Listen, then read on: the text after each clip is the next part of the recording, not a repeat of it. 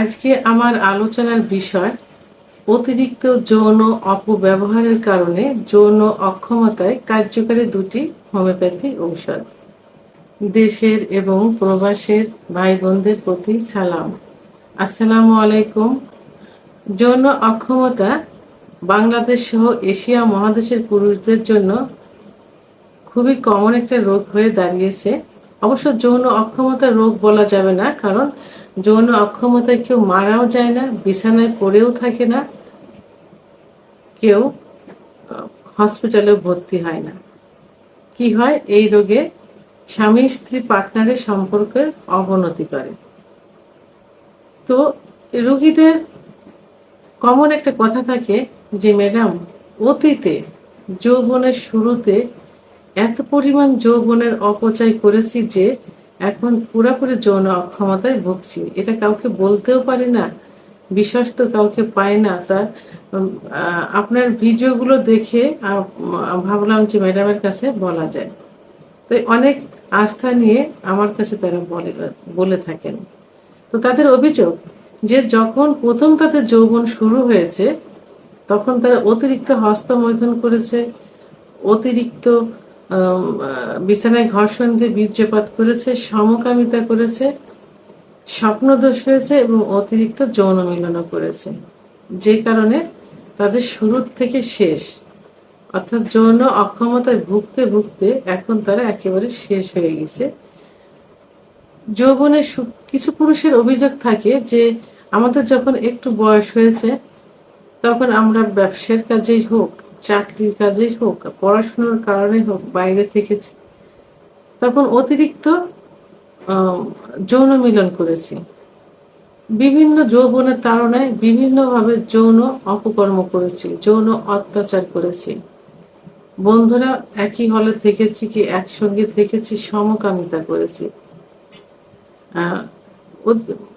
আলাদা একা থাকার সূত্র ধরে অনেক মহিলাদের সংস্পর্শে গিয়েছি, স্পর্শ পেয়েছি, সেটা ব্যবহার করেছি। এভাবে আমাদের যৌবন একেবারে শেষ হয়ে গেছে। আমরা স্ত্রীকে, পার্টনারকে আর কিছুই দিতে পারছি না। তো আমি আজকে এইসব পুরুষ ভাইদের উদ্দেশ্যে কিছু কথা বলবো, কারণ এদের যৌবনটা শেষ হওয়ার পিছনে অনেক অনেক অনেক ঘটনা থাকে, যেগুলো আমি এই ডাক্তারের লাইফে এসে আমি অনেক কিছু বুঝতে পেরেছি, জানতে পেরেছি, যেগুলো কাউকে তারা বলতে পারে না। যেমন কিছু কিছু পুরুষ থাকে যে, এবং কিছু কিছু ছেলে আছে যারা এখনো বিয়ে করেনি, তাদের যৌন অক্ষমতার পিছনে তারা দায়ী করে তাদের বিদেশগামী চাচা, ভাই, এদের ওয়াইফকে। বাবা মা বিশ্বাস করে তাদের ওয়াইফের কাছে তাদের ওকে রেখে দেয়। ছোট থাকে তখন, চাচির কাছে, ভাবির কাছে পড়াশোনা করছে, পড়াশোনা করাছে, রাত্রি চাচি ভাবি একা থাকে এই সূত্র ধরে। তো এখানে তাদেরকে এমন ভাবে ব্যবহার করা হয় যে তারা পুরো শেষ হয়ে গেছে। এখন তারা বাবা মার কাছে বলতে পারছে না, তারা রিকোয়েস্ট করে যে ম্যাডাম এই বিষয়ে আপনারা একটা ভিডিও করেন, যাতে আমার মতো যে গার্জিয়ানরা, বাংলাদেশের সব গার্জিয়ানরা যেন সচেতন হয়, কারণ তারা যৌবনের অপব্যবহার শিকার। আবার যারা দেশের বাইরে যায়, তারা অনেকে জানে কিনা জানি না যে তারা যেখানে মানে পার্সোনাল ভাবে যে বাসায় থাকে, হাউস কিপার বা হাউস ড্রাইভার যে যারাই থাকে, তারা কিন্তু অত্যন্ত ভাবে যৌন মিলনের মানে সম্মুখীন হয়।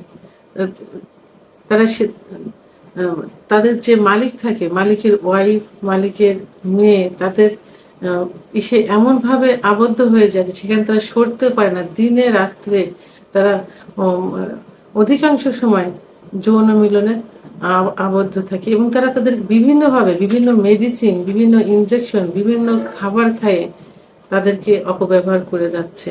তো এই পুরুষ তারা সহ্য করতে পারে না, কিন্তু তাদের আর কিছুই থাকে না, তারা বাড়ি আসতে পারে না, নিজস্ব কোনো সত্তা থাকে না। তো এরা পুরোপুরি যৌন অক্ষমতায় ভুগছে। তো এই যে আমি যেটা এখন বলবো সেটা হলো যে যৌন অপব্যবহারের কারণে, অতিরিক্ত যৌন অপব্যবহারের কারণে যৌন অক্ষমতা। তো এইসব পুরুষের জন্য আজকে আমি দুইটা হোমিওপ্যাথি ওষুধের কথা বলবো, কিন্তু তার আগে আমি বলবো যারা এই যৌন অপব্যবহার করে আসছে তারা এই পথ থেকে সরে আসতে হবে। আমার এই ভিডিওটি যদি সবার কাছে এইভাবে পৌঁছায়, তাহলে আমি তাদের উদ্দেশ্যে বলবো, গার্জিয়ানের উদ্দেশ্যে বলবো, অন্তত ভবিষ্যতের কথা চিন্তা করে, স্ত্রীর কথা চিন্তা করে, বাচ্চাদের কথা চিন্তা করে, ভবিষ্যৎ বংশধরদের কথা চিন্তা করে এই পথ থেকে দূরে সরে আসতে হবে। কারণ আপনার দেখে আপনার সংসারে অশান্তি হবে, সেটা বাচ্চাদের প্রভাব পড়বে, আপনার বাচ্চার উপরের প্রভাব পড়বে। তো সব দিক মিলিয়ে সুখী সুন্দর একটা জীবন যাপন করার জন্য আপনারা এই পথ থেকে ফিরে আসেন। গার্জিয়ানরা এই বিষয়ে আপনার বাচ্চাদের উপর একটু খেয়াল রাখেন, তাদেরকে সচেতন করেন। এরপরে আমি যে মেডিসিন দুটো বলবো সেটা হলো 1 number agnus caste mother tincture. যারা অতিরিক্ত যৌন অপব্যবহার করছে, মাস্টারবেশন করছে বা হস্তমৈথুন করছে, বিছানায় ঘর্ষণ দিয়ে বীর্যপাত করছে, চোখ মুখ কোঠারগত হয়ে গেছে, দেখতে বৃদ্ধের মতো দেখা যায়, তাদের জন্য এই অ্যাগনাস কাস্ট মাদার টিংচার খুবই গুরুত্বপূর্ণ ভূমিকা পালন করে থাকে। ওষুধটি 10 ফোঁটা ঠান্ডা পানি সহ দিনে 3 বার সেবন করতে হবে, খাবার আধা ঘন্টা আগে অথবা আধা ঘন্টা পরে। ওষুধটি 1 থেকে 3 মাস পর্যন্ত সেবন করা যেতে পারে। 2 নম্বর যে ওষুধটি বলবো সেটা হলো tribulus ট্রেস্টিস mother tincture. Tribulus ট্রেস্টিস mother tincture যৌন অক্ষমতার দ্রুত বীর্যপাত রোধে খুবই কার্যকরী একটা মেডিসিন। যারা যৌন ক্ষমতা হারিয়ে ফেলেছে, যোনি স্পর্শ করা মাত্র বীর্যপাত হয়ে যাচ্ছে, ভিতরে প্রবেশ করানোর পর 2-1 বার সঞ্চালন করার পরে বীর্যপাত হয়ে যাচ্ছে, তাদের জন্য এই ওষুধটি খুবই গুরুত্বপূর্ণ ভূমিকা পালন করে থাকে। ওষুধটি সর্বশেষ সময় বৃদ্ধি করতে সাহায্য করে থাকে। ওষুধটি 10 ফোঁটা ঠান্ডা পানি সহ দিনে 3 বার সেবন করতে হবে, খাবার আধা ঘন্টা আগে অথবা আধা ঘন্টা পরে। ওষুধটি 1 থেকে 3 মাস পর্যন্ত সেবন করা যেতে পারে। আর আপনারা যখন ওষুধ দুটো কিনবেন, অবশ্যই জার্মানি ওষুধ কিনবেন, সিলগালা অবস্থায় কিনবেন, বিশ্বস্ত দোকান থেকে কিনবেন। কারণ হোমিওপ্যাথি ওষুধ দেখে চেনা যায় না যে এটা জার্মানি না দেশি। আর আমি আগেও বলেছি, এখনো বলছি, আবারও বলবো যে আপনারা যে ডাক্তারের চিকিৎসা নেবেন সেই ডাক্তার থেকে ওষুধ নেওয়ার চেষ্টা করবেন। কারণ ডাক্তার সর্বোচ্চ ভালো ওষুধ দিয়ে আপনাকে সুস্থ করার চেষ্টা করবেন, ডাক্তারের সম্মান বাড়ানোর জন্য হলেও। তো আমার ভিডিওটি সম্পর্কে যদি কোনো মতামত থেকে থাকে অবশ্যই কমেন্টসের মাধ্যমে জানাবেন। আর ভিডিওটি ভালো লাগলে লাইক, কমেন্ট, সাবস্ক্রাইব করে আমার সঙ্গে থাকুন। আল্লাহ হাফেজ।